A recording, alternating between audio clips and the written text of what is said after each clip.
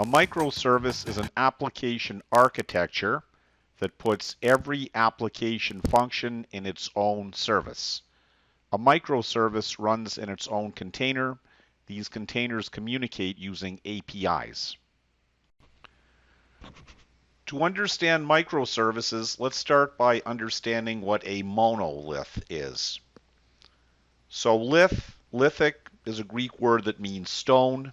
So monolith is one stone, like one block of stone. A monolithic architecture is a server-side system based on a single application. In a Java context, the whole application would be put into a jar, Java Archive Resource, or WAR, Web Application Resource file, and deployed to the server's production environment, the server production environment's Java runtime environment.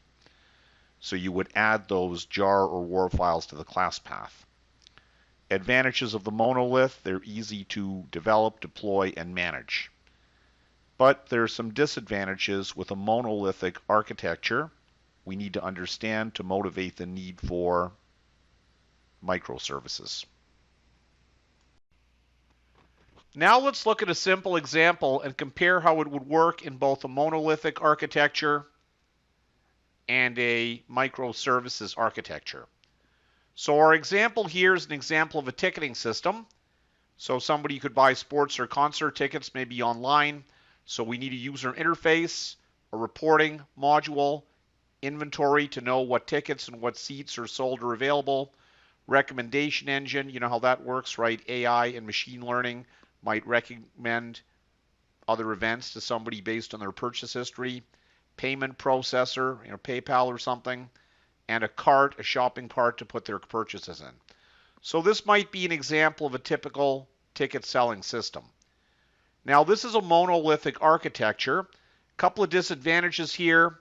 Downsides: adding new components requires tracking a huge number of details, and staying within the box of existing couplings is quite difficult. So we call this in IT the problem of heroic efforts, right? Our IT staff are really going to have to be on their A game to make this work. And another problem here, assuming we have a running system, right? It's working, it's in field deployment, and we want to upgrade it. So we have to take it offline on Friday night, and our poor IT staff, which is actually us, so we should sympathize with them, has to work basically day and night for a couple of days, and hopefully by Sunday evening get it up and running again if there's any problems. Once again, we're making heroic efforts to get it going. And we have another problem here because remember, all of these guys, they're all tightly coupled. We talked about the goal of we want low coupling, loose coupling, and high cohesion. Here we have the opposite. We have tight coupling with other components and with system libraries. So if we make a change, we have to track what dependencies are going on between these components and between the system libraries. And we also have the problem of scaling, which is one of the questions in Lab 4. If one component goes down, the whole application will crash. Now let's see how we might work with this in a microservice context over here. So again, we have our same components: user interface, right? Payment processor, our reporting application, inventory, recommendation engine, and cart for purchases. Now here, each one of these Java classes, or it might be a little application of several classes, but they are all small little applications, all of which are running where? In their own Java virtual machine.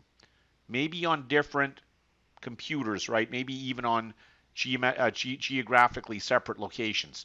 So imagine maybe you are coding up a system for supporting a rescue, some sort of emergency relief thing. If there's a hurricane or something in one city, we might want to back up all of that data. When they go and find people they rescue and stuff, you would want that information physically available in another city. So if that city gets hit by a power failure, there's what they call failover scaling. So you're storing stuff in different geographies. So the concept here with microservices is each Java class or little application of several classes is running on its own JVM. ideally even on separate computers. Why? Well, let's look at our presentation component here. If our user interface, suppose some really popular performer comes. Suppose they sell tickets. People can go and listen to me talking about enterprise modeling, and word gets around, and soon millions of people are logging into the website because they want to buy tickets to hear me talk. So the system is going to crash, right? The whole system over here in a monolith, the computer goes down, and then if we identify the problems with the user interface, maybe we've got a couple of good developers on call, so they can go in and scale up that component. And if it is microservice, they just have to replace that one component. Why? Because it observed the pattern of high cohesion, low coupling, loose coupling with the other components. We can search and swap, right? We can just physically turn off the computer that guy is running on and just go to the configuration files, change the IP addresses to point to another computer, which is much more powerful now. Maybe we go to Amazon Web Services or Google Services or something, and we buy terabytes and terabytes of storage and lots of high power CPUs. Yeah, we'll pay for that. It'll be expensive, but who cares? We can keep the business running. So let's iterate over this once more now. So monolith, everything is running in one JVM. All of the components are tightly coupled with each other, highly dependent on each other's implementations, as well as a tight dependency on the underlying platform. Very bad design and problems. Well, scaling is one, as we just discussed. Another thing now, another advantage with microservice, it's very easy to iterate. That means to frequently make updates to our little microservice applications here, because I can just update the cart component and push it into my DevOps pipeline, and then my DevOps team is going to deploy, right? They're going to, maybe if necessary, the most they have to do is change some configuration information in these other components, and then at a certain time, maybe midnight, we just turn off one computer, turn on the next computer, and have that servicing up that component. So easy to iterate, easy to maintain, independent scaling, which achieves our SOA quality checklist of reducing risk.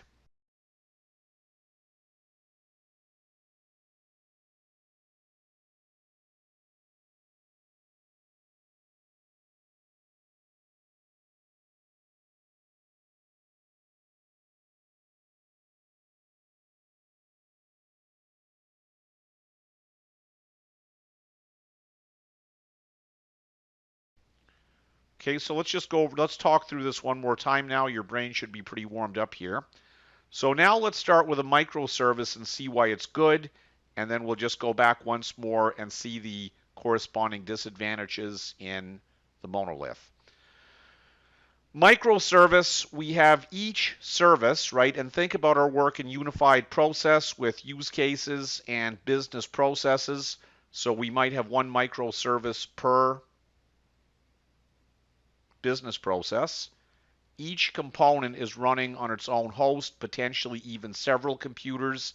As you saw in your course on distributed computing, you might have several computers functioning as one unit, and there's mirroring and failover between them. If one goes down, the others will pick up the slack.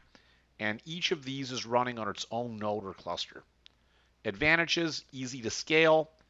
If I start getting millions and millions of hits on my website, the computer, which is running my user interface, can just requisition from its server farm more. It can provision more CPU and more memory. And it's easy to iterate, meaning to push changes out to one component. Because since I have loose coupling here, I can just update my inventory component, no problem. And everybody else is going to be unchanged. They're going to keep talking to the same method API calls they were talking to before.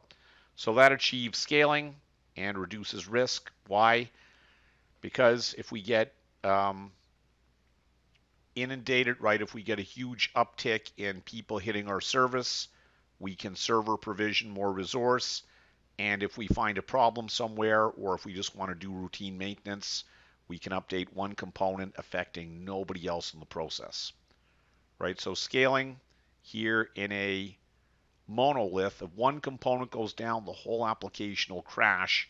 And what makes it more, it's going to be more difficult to get it up and running, getting back to our concept of heroic efforts. Adding new components, huge amount of details, tracking, right? You have to have really good enterprise application integration records, as well as very good project management. You have to stay within the box of the existing components and track all of your dependencies. So those are all the downsides of a monolith. So these components have high coupling with each other in the monolith and system libraries. So if you make a change, you need to track. And you can do that with UML, but it's still a hassle, right? And the more stuff you have to keep track of, the more you are likely to break.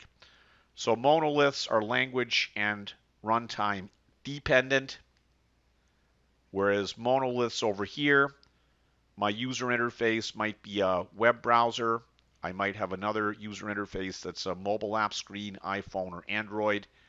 My data store might be SQL for a while, then I'll decide to go out and change it to another, a MongoDB or something. So anyway, all of that. Just watch this video a couple of times if you need to, but the core learning outcome here is monolith, tightly coupled, all running on one host, introduces massive source of risk, as well as diminishes our ability to support and maintain the product and recover from errors. Microservices, we have a number of sub-applications, which may be one or several Java classes each. Each one is running in their own JVM, ideally even on its own physical separate host. So that's it. Take that and think about it. And if you have any questions, ask about them in class. It was the dawn of the third age of mankind.